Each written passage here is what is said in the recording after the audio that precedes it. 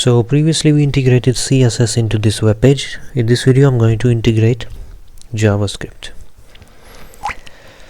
So unlike CSS,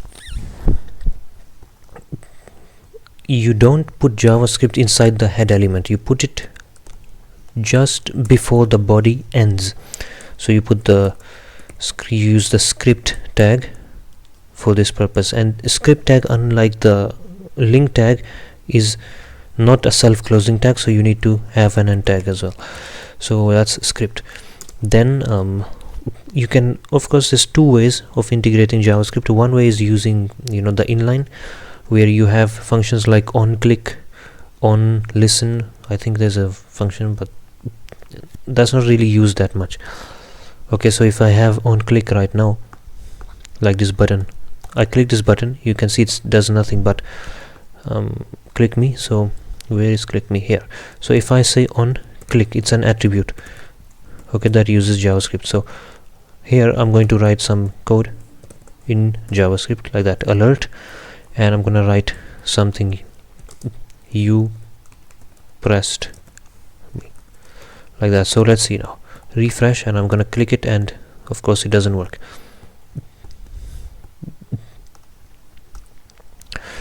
And I think that's because of this reason. So you can see it works, you pressed me there.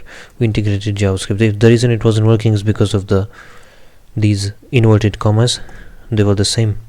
We have to use the single one inside and the double one outside, or the other way around. But this way of putting JavaScript inside of a file is very tedious. So a better approach would be to integrate it using this script tag. So we're gonna put in here source,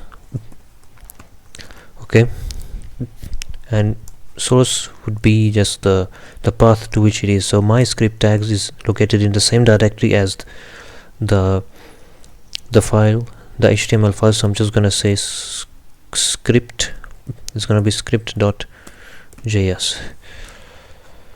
And now once I refresh this, you can see that there is a slight change in this, but once I click this, then you're going to see a bigger change.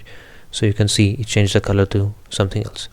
So it keeps changing colors. That's because of the JavaScript we integrated inside of this.